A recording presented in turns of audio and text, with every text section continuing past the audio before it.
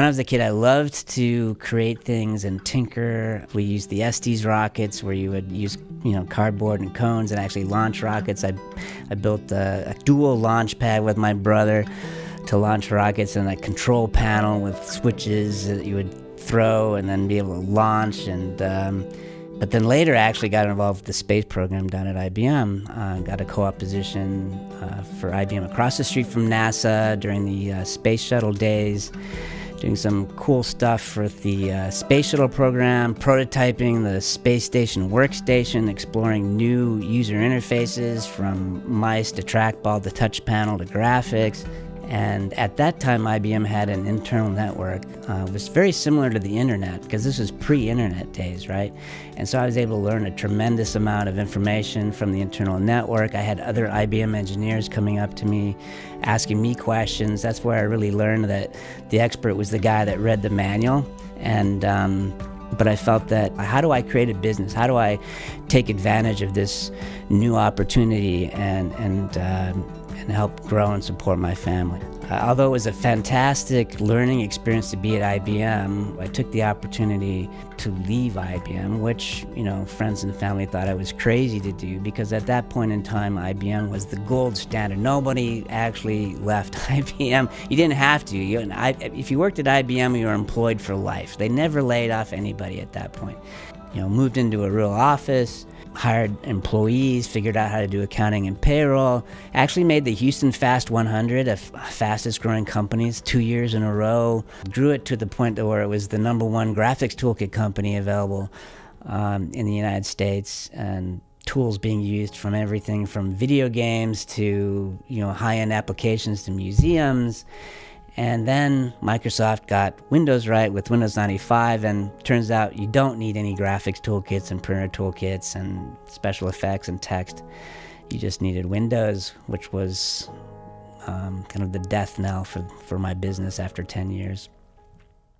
So because of that, I decided to pivot the business into video games. At that point in time, Atari had come back out with their Jaguar platform. Trip Hawkins from Electronic Arts had launched something called 3DO, which was a new CD-ROM based game system. I thought this would be a great time to take our low-level graphics experience and put it into video games, because Doom was super popular. There was a lot of potential for game development.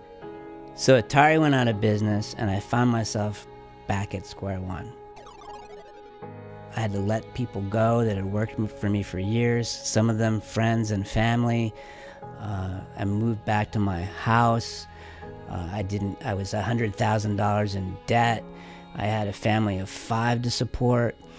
And so I returned to my interests and roots of consulting. And what I really needed was access to funding, access to mentors, access to what the world had to offer. And now we're able actually to bring all of that together. That's why we stood up the SoftTech Venture Fund, while we stood up the SoftTech Venture Studio, where we provide funding, we provide mentorship, and then SoftTech Development provides the services, all in one package where we can bring these 3 pieces together for entrepreneurs. The weird thing about my story is that I didn't wake up one day and think the world needed another outsourcing company, right? It was really, how do I leverage that, looking back to my own entrepreneurial days, to solve this problem where back then I was by myself, there was no support, there was no funding, there was really very little mentorship, especially here in Texas. The best way that I could see to leverage my own experience and my own network and the people that I know to share the experience that I have and the access that I have to these other amazing mentors and entrepreneurs and investors and founders. So I'm inviting you in on this journey as we forge the future. Ignition sequence start. 3, 2, 1, 0. In 2016, Houston had about $256 million in venture capital coming through Houston. In 2021, we were at $2.3 billion. I mentioned momentum, that's where it's at. I think there is a movement happening where even people that are seasoned in the oil and gas industry are looking for other places to diversify their investment portfolio. Digital transformation is upon us. The question is, are you ready? we raised $205 million for the idea of connecting the physical world, something you had in your hand, to the virtual world. And through that, we got to meet with Ron Howard and Steven Spielberg and all the media creators. My name is Chris Howard, founder and CEO of Softtech. Each week, I talk to the movers and shakers of the tech world to find out how they're forging the future.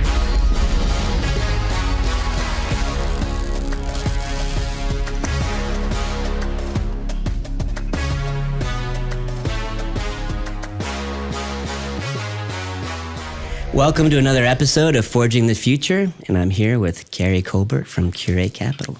Welcome, Hi, Carrie. Chris. It's Hi, an how honor you to be doing? here with you today. Yeah, thanks for coming. So you've had a long career at some pretty big businesses and various leadership roles in oil and gas. So maybe tell me a little bit about your history. Sure. I certainly had a non-typical path to get where I am today. I'm from a small town in the Texas Panhandle, first in my family to go to college. I studied petroleum engineering because I got the best scholarships in that realm, and then graduated at the top of my class of engineering and came to Houston for an oil and gas job back in the last century. 1999 is when I graduated undergrad. And so I came And to who was Houston. that with, actually? I worked for Anadarko, Anadarko, out of school, okay. yes, for 5 years. And then after that, I was recruited to Hillcorp Energy, Hillcorp. which now is the largest privately held oil and gas company in the country, I believe.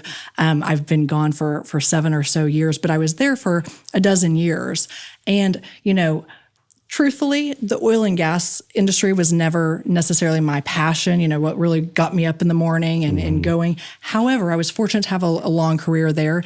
And the really life-changing part of me was getting to work at Hillcorp for that dozen or so years because it was run so entrepreneurially. Even though it became a very big company, the founder, who was the sole owner, we had no investors or no, kind of outside stakeholders, he really ran it in such an entrepreneurial way. And really, that was life-changing for me, both in terms of my financial well-being, but also in terms of how I thought about businesses and how I thought about, the power of aligning incentives within an organization and how you could really create a structure that got everyone rallied around, a common cause, and because everyone benefited when the company did well. Sure. And who is that? Who owned that company? Jeff Hildebrand. And Jeff you joined when it was only like $200 million. Yes. Right? So I actually remember this little tidbit. I was hired to run the reserves side of the business. So that's basically, in the oil and gas terms, it's kind of like the balance sheet for an oil and gas company. So the reserve report basically says, what are all these, oil and gas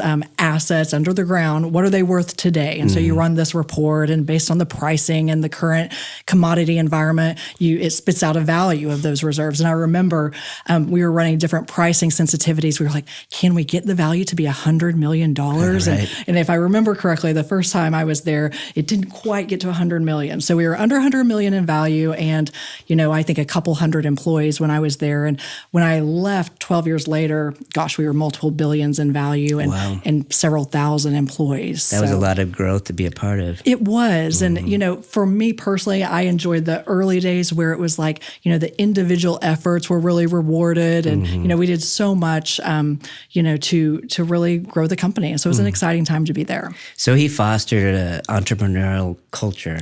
Yes, it was this concept of open book management where everyone knew the numbers and knew how my actions or their actions, your actions, anyone's actions, we knew how we could affect that bottom line. And if we affected it, we knew that we would personally benefit from it. So it was really an exciting thing to be a part of.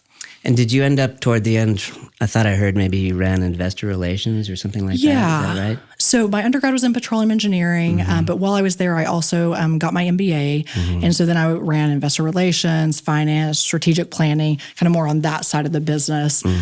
So while we didn't have outside investors, we did have a credit facility, a bank group with about 17, 18, 20 banks. And then we worked with the rating agencies in New York and that sort of thing. So, so got to kind of see the business from all angles and from all sizes. It changed a lot while I was there. And ultimately decided that I was super thankful and grateful for my time there and the experiences and the lessons learned.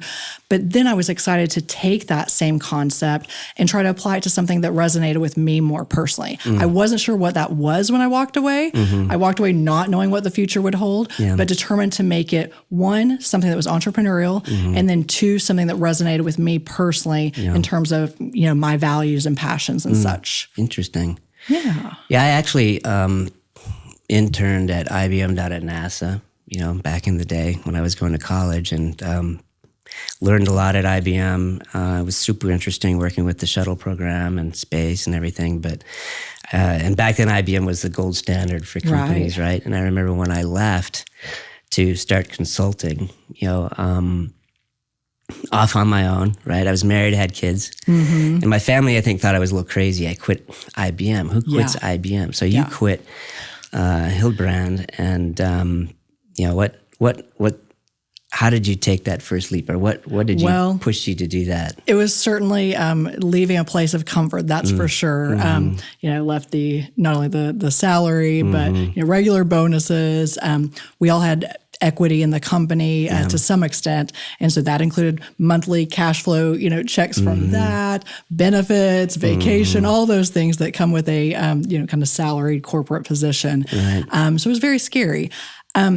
Prior to leaving, probably because I was getting a little burned out and trying to, do things that I was passionate about, I kind of sort of accidentally gotten into the influencer space. I think before that word was even a buzzword. I was just traveling a lot and having a good life. And I went to a lot of fashion shows around the world, a lot of really great destinations around the world. So I was just kind of posting pictures of that and very organically grew a decent sized following on social media. And I only mentioned that because, one, it wasn't planned or intentional necessarily, but then two, it played such a pivotal role in where I am today, in that those people who have been following for a decade plus in many cases ultimately became my best source of both deal flow and investor dollars. So as I began to think about Curate Capital and talk about it very kind of organically and naturally, that's, what would happen. I would have women reaching out saying, hey, I want to be a part of this. But backing up to before the Curate Capital days. So I was doing a little influencing, doing brand deals and all that sort of stuff, doing, travel partnerships, fashion partnerships, all that sort of fun stuff. But at the same time, I'm kind of pondering in the back of my mind, what's next? What do I really want, to do with my time and my money? And very naturally started connecting with founders that I liked on Instagram, online, whatever, or they were following me or I was following their brand, and started just investing my own money into female-founded businesses. Right. And so I did that. So you started doing some angel investing? I did. Okay. And so I did that for about 5 years before I even thought about starting a fund. And someone framed it this way in a recent podcast I recorded. She was like, well, you were kind of proving your MVP during that time. I said, well, yeah, kind of, because 3 important things happened. One, I was having great fun, and fun was not a word that I really associated with my past professional life. So it was good to be having fun in what I was doing. So great fun. Number 2, having great results, had a small portfolio of companies and had a, really, in my mind, impressive track record during that 5 years in terms of kind of the returns generated. And then 3, and what ultimately prompted me to start a fund was just this incredible deal flow. So great fun, great results, and great deal flow. I just realized there were so many incredible businesses. And on the female founder side, what happens is they get so few dollars. Women get less than 2% of all VC dollars still in this country, which is, of course, horrible. And the stat for how many founders are women? Yeah. So, there are different reports you can pull from, but generally speaking, female founders make up about 45% of the startup population. So almost half. And they get less than 2%. Yeah. That's crazy. Now, what I find a little off-putting, though, is, too many people are focused on, whoa, this is bad, we must change this. And the way I saw it, I as an individual couldn't shift that or change that necessarily. But the way I look at that is that creates a great opportunity arbitrage because generally speaking, these are underfunded businesses and oftentimes they're overperforming. And because of relationships in the space, I had somewhat of an inside track. So for me, it was a value proposition, more so than charity or philanthropy or like, oh gosh, I feel bad for these people. Let me give them some money. No. This just makes good business sense from a pure, numbers and returns basis. Yeah, I mean, I was thinking back on my early days of angel investing and some of the advice that I was given about, invest in what you know. Yeah. And you want to be the smart money. Smart money meaning you can give more than just money, value to a startup, but you can share your experience and your network, et cetera. And I remember a woman founder I met at an angel summit. And she had a rental clothing business in New York City or something like that. And I had that, it was really early in my investment. I had this back in my head. I thought, I told her, I'm actually not the investor for you because I don't know anything about what really New York investing or the potential for, clothing rental. Yeah. But I think this creates some unconscious bias. I think this advice, I understand that it's coming from a good place about smart money, but then you can see why, if the VC space is really heavily dominated by, male VCs like myself, who also don't have like the background to judge whether, this candle business or this clothing business or this woman-focused business actually has I think of candles because of Gwyneth Paltrow recently, right, and Goop exactly. and everything, but it's like, I just don't know how to evaluate that, and I would feel like, I'm not there I don't have the ability to support a woman founder with that. Right. But it's not that I'm being biased, but I'm unconsciously, it ends up happening. You can see why the funding isn't coming through, right? Right. And so you bring up a good point. It's not a simple solution. It's a more holistic approach to the ecosystem, which has to shift over time. As I was fundraising, I had one of my investors who I've known for years, is a very successful businessman. I have the utmost respect for him. And he sat across the table and looked me in the eye and said, but Carrie, I don't get, why is this business, for example, one that sells party goods, he's like, why is this a big deal? I said, well, Mike, I looked him right in the eye. I said, one, they're going to do X million dollars top line this year. Two, that's exactly my point. I don't need for you to understand the ins and outs of the business. I need you to invest in me because I do understand these women. I understand them personally. I understand their business because oftentimes I am the target customer, the target demographic, or I'm at least tangentially close enough. I'm kind of aging out of some of these, but, I'm at least, close enough in the whole, sphere of what they're doing, whether it's that they resonate with me personally or, I resonate with their business. I mean, there's some commonality there from which we can build our relationship there. I know, oh yes, she's serving a gap in the market, or, oh yes, I've looked for a solution to this as well, and she's building one. So, that's what I say, that technically we are industry agnostic, but rather we are focused on businesses by women for women. So like women building the solutions that other women need and want in the marketplace. Did it make it easier or harder, for example? Because on the one hand, I can see you've compounded the problem by saying, you know what, I'm not just a woman founder building a business. I'm a fund that focuses only on multiple women businesses, right? Yeah. And you should give me money. Yeah, right? yeah. I mean, I like the other side of that is if I was, if you were coming to me and it's like, it's an area I don't really understand, and I'm going to trust you to figure that out because I can see I can, benefit from your knowledge, but I don't have to do all the vetting. So I'm curious. I mean, good question and good point. And first of all, I never intend to be exclusionary. For me, it's just that happened to be where I could relate to the founders. It's where I had an inside track through extensive relationships in the space. Right. And so for me, that was just kind of my differentiating factor. However, what's been great is that we do have, male investors as well and male people in our ecosystem. And specifically, we could go ahead and jump into the topic of SoftTech. That's why I wanted to align myself with your organization because I don't have the skills and expertise that you and your people have. And so while I may understand my founders and executives that I work with in their businesses, sometimes they need help in areas that I can't provide that help. So as a smallish fund where I'm unable to kind of build out a team myself and heck, I don't know if I would want to go that route. I really try to align myself with people who have needed skills and expertise sets that will complement mine and be an added benefit to the founders that we work with. Interesting.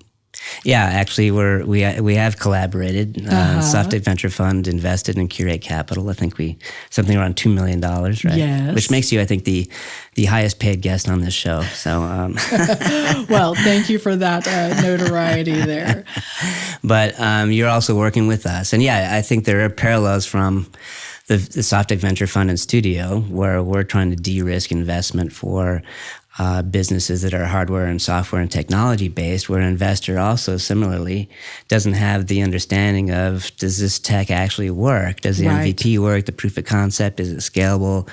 How do they evaluate the technology? And that's part of what we do in the studio, is we get under the hood of those founders and those technologies, and then we can tell the investors, okay, now here's where you should write your bigger check. Right. Once we get under that, but sometimes it's even hard for us to know in the technology space, right? You don't, even in our personal lives, I feel sorry for people actually using technology, because I get frustrated sometimes, and I know a lot about it. You understand it, yes. Right? So, if you're an investor and you want to invest in technology, and I think the good news is, in specifically in Houston, there was a lot of oil and gas investment. A lot of people were much more willing to put a lot of money in a hole in the ground, Right. than they were ready to put money into a technology business or a women-owned business or something like that. So I think things have shifted a little bit. Yes. Have you seen that as well? Or? The shift is happening, right? I won't say that we've completely landed on the other side of that shift, but I think there is a movement happening where even, people that are seasoned in the oil and gas industry are looking for, other places to diversify, their investment portfolio, or, just to get some exposure to some different areas. Hopping back to the subject of the Venture Studio, what I love about what you're doing, besides the tech development and, assurance, all that stuff that you can do during that 90 days or so that you have with your cohorts of founders.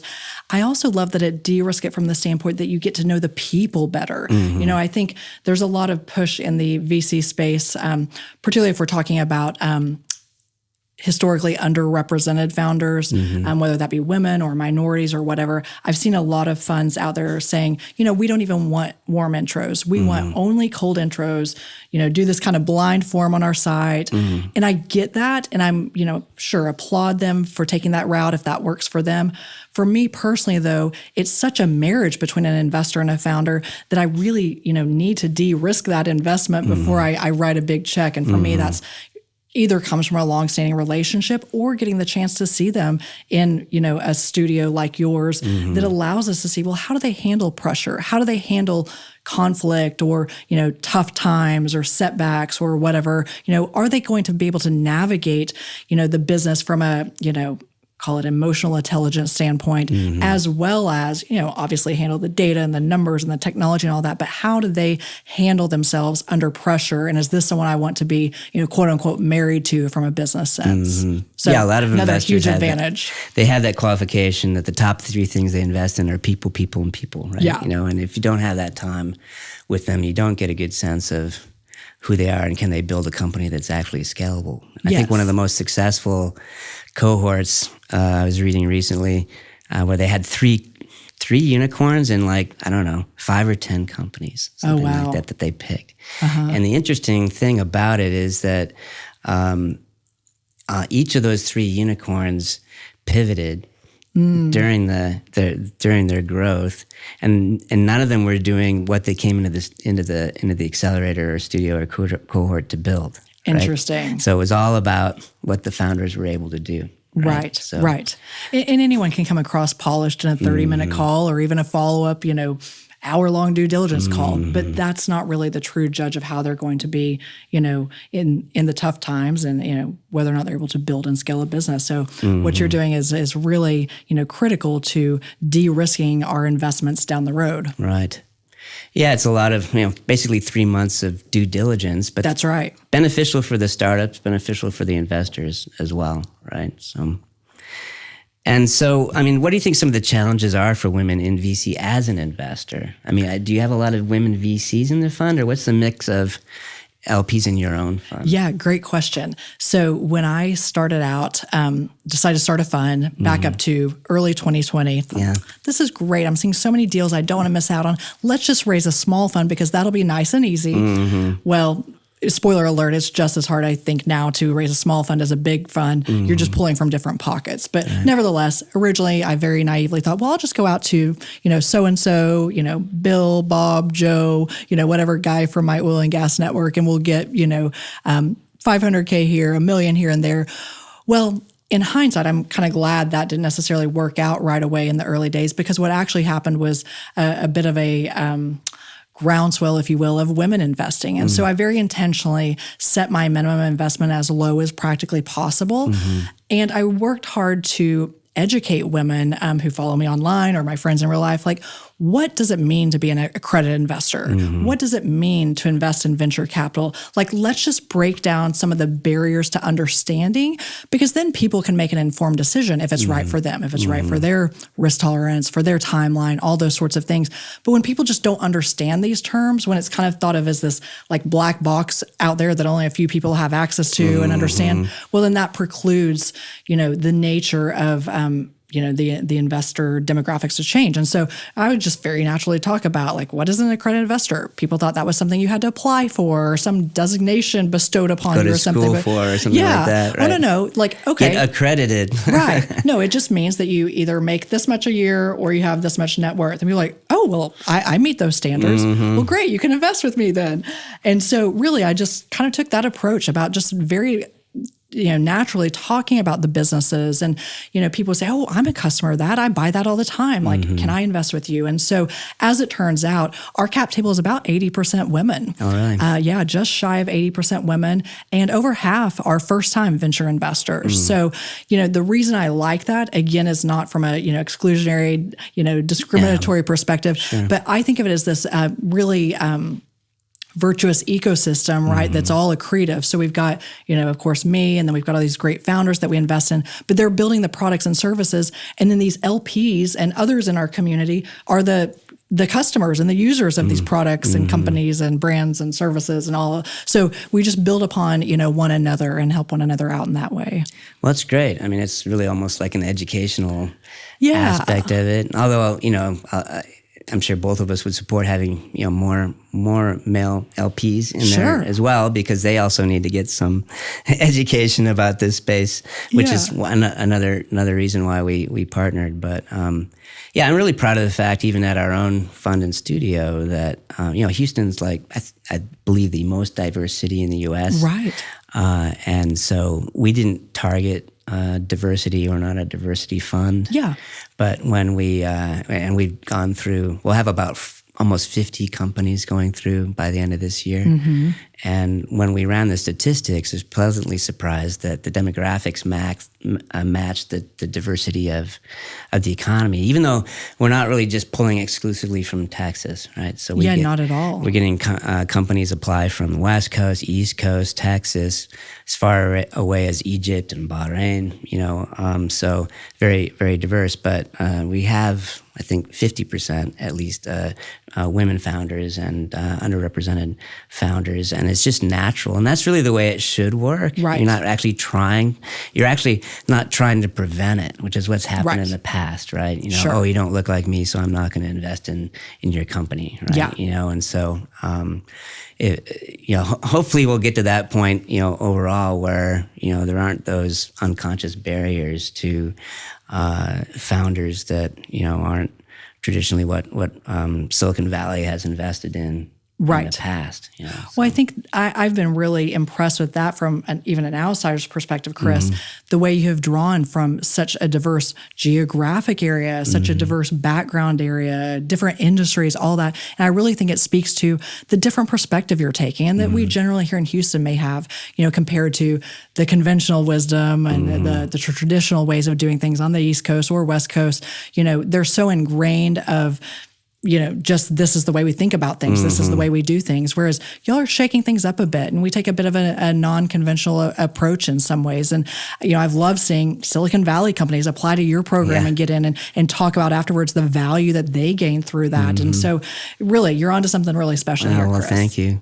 Seems to be working. And actually, we just got the survey back from the last cohort, and we ended up with a 100% NPS score, Nice. which is pretty rare, Yeah. right? Because you have to get a rating of somewhere between 8 and 10 to Right. actually have a 100%. So we had no in-betweens, no detractors. And so, and we've had companies come through from I think all 3 of the major accelerators, 500 Global, Y Combinator, et cetera. Yeah. So I think part of that is also, since we're builders, a lot of those accelerators don't have the engineering side of it. Right. So we understand the hardware and the software, and they get that benefit from coming through our program that they don't get from some of the others. Right. It's very tactical, hands-on help. Also, I've heard feedback from the companies that, they do feel like it's small enough that they are getting a lot of one-on-one support. It's not this, kind of mass program that some of the others are taking that approach these days, where they're running hundreds of companies crazy, through every actually. program.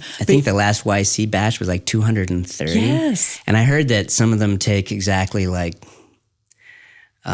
2 minutes to decide whether you're in or not, or some crazy little number, even if it was 5 or 10. But it's just, they have to make a decision of whether they're in or out just very fast. And we interview companies 3-4 times actually. Right. And we've kept our batches small, where we were doing 10 per quarter. Now we're looking at maybe we'll do 20 per half year. Right. And we're trying to iterate and learn each time we go through the program. Well, it's small enough then that you can help every company, and they can also connect with one another, and it is really much more hands-on than some of the other models I've seen in the industry.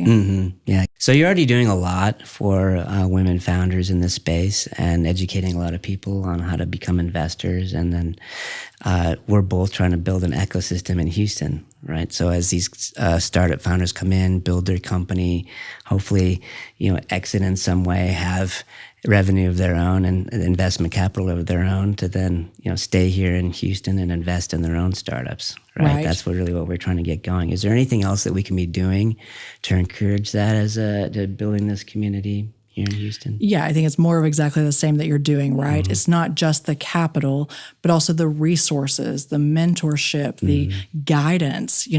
Some of these women have great ideas, but they maybe don't know how to build a team, or they don't know, what to do on the tech side of it or whatever. So certainly the capital is needed and, much merited in many cases. And so I don't want to dismiss that because it's not always just the soft thing. But I think also what you're doing is really empowering them with the information and the knowledge and the resources to really drive them well beyond the studio and to help guide them into their future. So I think it's just more, resources and being there to support them more. One thing that I struggle with is there's so many businesses who reach out for funding, and I can't fund them all, Right. but how can we get them in our ecosystem and help them kind of get up their own curve to success faster, whether that includes an investment from us or not. How do we kind of share this knowledge base and experience base that we're all kind of developing together? We have about a dozen portfolio companies now. We just closed our first fund, which, by the way, was about 50% oversubscribed. Nice. We had a goal of 10 million. We closed at 15, and are looking to do something even bigger next time. So we'll be, doing our second one sooner rather than later at the rate this is going. And so, but I just think there's so much to be done. The sky's really the limit. And I love to see the collaborative spirit that we're taking, because there's so much more we can accomplish together. This doesn't need to be the Carrie show or the Soft Tech show or anything. There are just so many wonderful resources. And so, I'm really appreciative of being able to lean on your resources, and hopefully we in turn can help as well, because we don't have to do this alone. The whole thing is to help these founders, to help these companies, ultimately be successful, and then they can give back or invest back, as they see fit. So, one success is really all of our successes. Yeah, exactly. I think some things have become, or some companies act very siloed. Yes. And our goal is to be very collaborative, and not everything has to be transactional. Yep. And the tide raises all boats, right? Absolutely. So I think this is really an important, part of building the ecosystem out. it's an exciting time to be in Houston, and an exciting time to be doing what we were doing here in Houston. Finally, it's coming together. Yes, I'm sure you saw many years where this wasn't the case. There was nothing available when I started, right? So, Well, I really applaud you for being such a visionary to have the idea to do something like this, because it was sorely needed and missing in the ecosystem here. So kudos thank to you you. and your team. well, thank you. All right. How can people find and connect with you? Sure. On Instagram, it's just @CarrieC. One of my claim to fame, side note, was that I was on Instagram the week it launched. So that's Really? why I have such a short username, @CarrieC. Nice. Really not that impressive, but who knew it was going to turn into what it was? You probably would have preferred to have the first check in there. That's but- right. That's right. I just like pretty pictures. I Yeah. heard there was this new photo sharing app, so I hopped Nice. on it. But anyway, so that's where I am on Instagram. For Curate Capital, it's just @curate.capital, and that's our website and everything, curate.capital. Anything that we should look forward to from Curate in the near term? Certainly. We've got several new investments we've made that we have not announced yet. So we'll be rolling those out over the next few weeks. We're also having a celebration in a few months to celebrate the closing of our first fund. So that'll be nice. It was a lot of blood, sweat, and tears that went into raising that first fund. So we're ready to celebrate a little bit. And then, getting involved with your fall cohort, that'll be a big highlight for us. I've got a preview of a few of the companies, and they have us super excited.